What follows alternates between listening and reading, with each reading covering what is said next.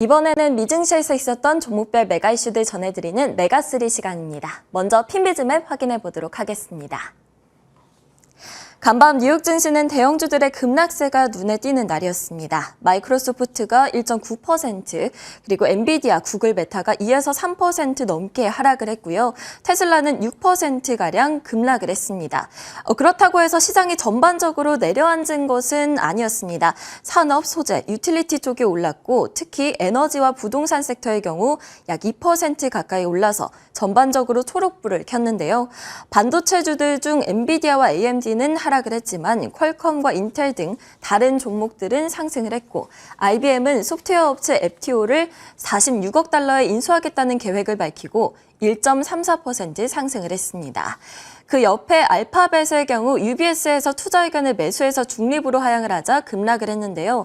지금부터는 상승폭이 제한적이고 인공지능으로의 도약이 단기적으로 재정적인 부담을 줄 수 있다고 평가됐습니다. 카니발은 호실적에서 7.6% 하락을 했죠. 예상보다 분기 손실 규모가 작았지만 최근 팬데믹 이후 실적 기대감으로 한 달 사이에 주가가 30% 넘게 급등을 했기 때문에 이에 대한 차익 실현 매물이 몰린 것으로 분석이 됩니다. 그럼 오늘의 메가3 확인해 보도록 하겠습니다. 네, 오늘은 자동차, 지역 은행주들, 그리고 헬스케어 관련주들 소식으로 가져와 봤습니다. 먼저 첫 번째 메가 이슈 확인해 보도록 하겠습니다. 최근 테슬라가 상승 랠리를 펼쳤었죠. 올해 들어서 약 100% 폭등을 했었고요. 최근 한 달 동안에만 40% 가까이 치솟았습니다. 그렇지만 월가에서는 우려의 목소리가 제기가 되고 있는데요. 간밤 골드만삭스는 테슬라에 대한 투자 의견을 매수해서 중립으로 하향했습니다. 이 때문에 약 6% 급락을 했죠. 전기차 가격 인하 그리고 최근 주가 상승 부담에 따른 우려를 그 이유로 들었습니다. 테슬라는 6월 들어서만 4번째로 하향 조정 의견을 받았는데요.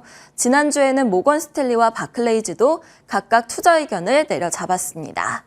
한편 루시드의 경우에는 영국의 고급차 제조사인 에스턴 마틴과 파트너십을 맺기로 해서 1.46% 상승을 했습니다. 영화 007로 잘 알려져 있는 자동차 브랜드죠.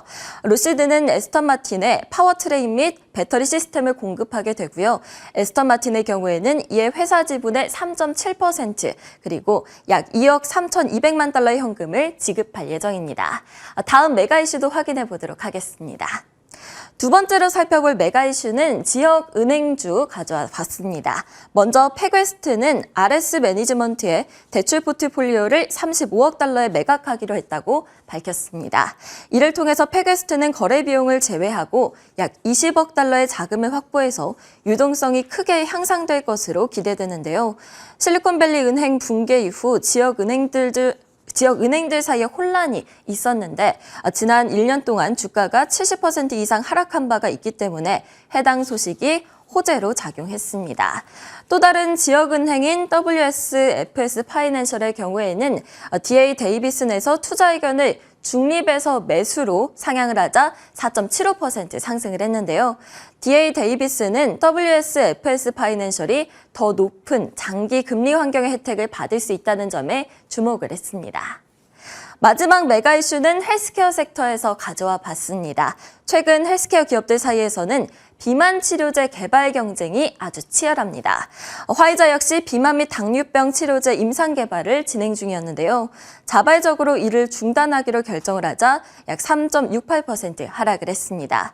이상 증상이나 부작용이 발견되지는 않았지만 간 효소 증가가 발견돼서 중단하기로 했다고 밝혔는데요. 일라이릴리 그리고 노보노디스크의 최근 긍정적인 치료제 개발 소식과는 대조적입니다. 화이자는 임상시험 단계인 또 다른 경구용 비만 치료제에 집중하겠다는 입장을 밝혔습니다. 한편 모더나의 경우에는 1.6% 상승을 했습니다. UBS에서 중립에서 매수로 투자 의견을 상향을 한 건데요.